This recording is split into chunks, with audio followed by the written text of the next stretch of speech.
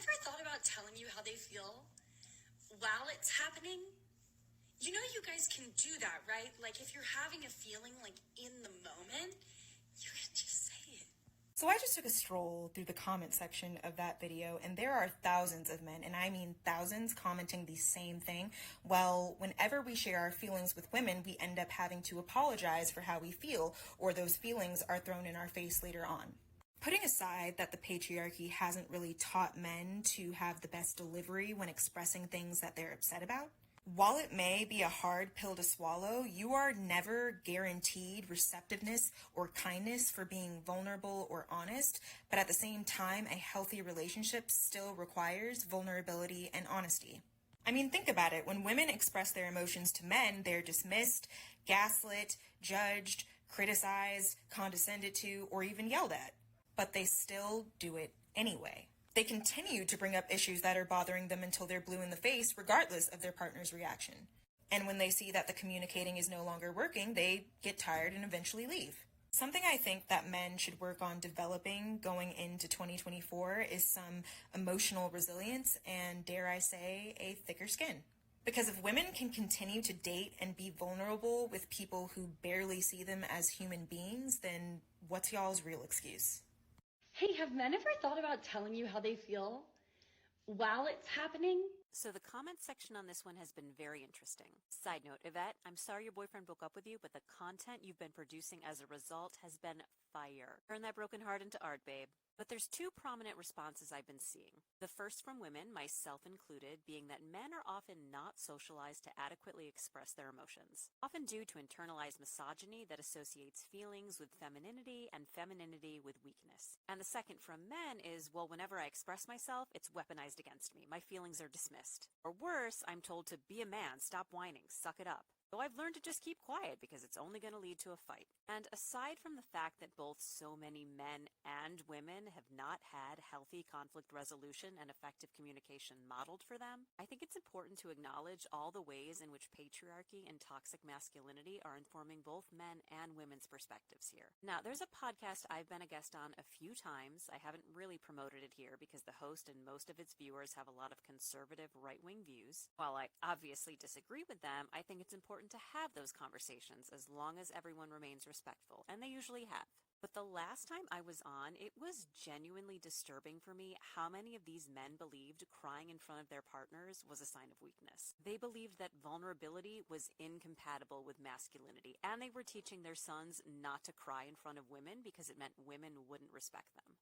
And they're insisting a man can't be vulnerable. He can't let his guard down. He has to be ready to give his life for his woman at any minute. Sir, we are not outrunning saber-toothed tigers on the regular anymore. And while we're on the subject, recent studies show that among our hunter-gatherer ancestors, women were doing the hunting too, okay? We weren't relying on men to save us any more than we do now. But what world do you live in the 21st century where you are constantly in fight or flight mode? What kind of toxic stress are you enduring on a daily basis? Because maybe you would feel better if you talked to someone about that in a safe space. One of these men genuinely believed I was lying when I said I would not have a problem with my partner crying in front of me. In fact, I would encourage it. Because if you can't open up to your partner when you're struggling, who can you go to? I would be more upset if he felt like he couldn't cry in front of me. But to this guy, no, that's all cap. He actually believed I was hurting men's prospects in the dating market by telling them this. But honey, if that's the state of mind y'all are trapped in, you are not the men I would ever want to date. And they're like, oh, so if he came to you ugly, snot-nosed crying, that wouldn't turn you off?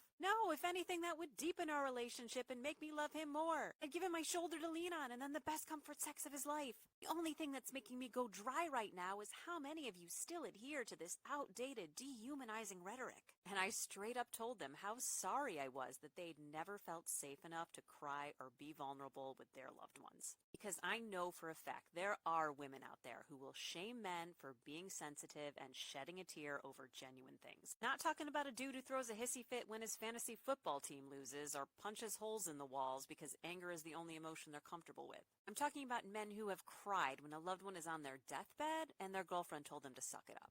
And I feel very lucky to have men in my life who have unlearned those stigmas and have a much healthier relationship with their masculinity. And I love hanging out with those guys. The emotional intelligence they exhibit, while still very much enjoying shit men do, is such a shining example of what healthy masculinity can look like. But toxic masculinity is a prison, and so many men and women are trapped there, and we all suffer for it. So if we want better communication and better understanding in our relationships, we all have some implicit biases and internalized misogyny to unlearn.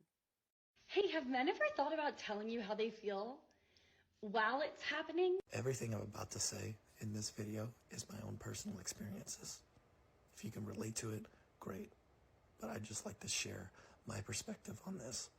Because me personally, I've never hid how I feel, especially dating or in a relationship. And I'm sorry that you've been through that. I really am. I'd like to share my experiences with this. Because 2 years ago, my ex-wife left me. She said that she didn't want to be with me anymore. She said that she had fallen out of love with me. She said that she could do better. And I was very confused, and I asked for an explanation. And she said that when we met each other, we weren't our best selves. But after years, we had really grown together, and she beyond appreciated that. And she was happy, and there was nothing that I did. And she didn't even know that she could have a relationship like this. She never even thought that she could be married. And now that she was, and she realized that she could have relationships like this, she just didn't want it with me. And again, very confused, beyond devastated, so surreal. It felt like a fever dream. I tried everything I could. It was days of talking, just trying to salvage and save what we had. But it was too late. She had already made her decision for over a year. And I had never been more devastated in my entire life. And over the past 2 years, I've had thousands and thousands of people ask me, how are you single? How are you not with anybody? And you know what? I'm terrified.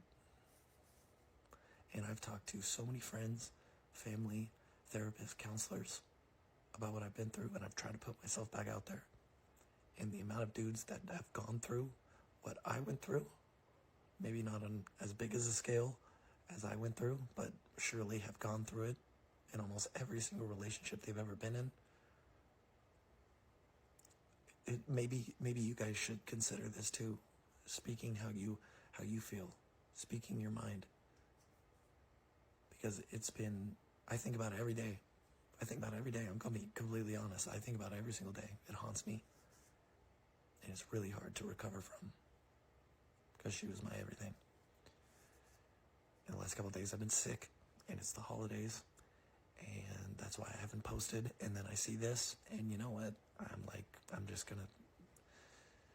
I just hope you guys hear this. That's my personal experience. And I hope this is something that you guys consider.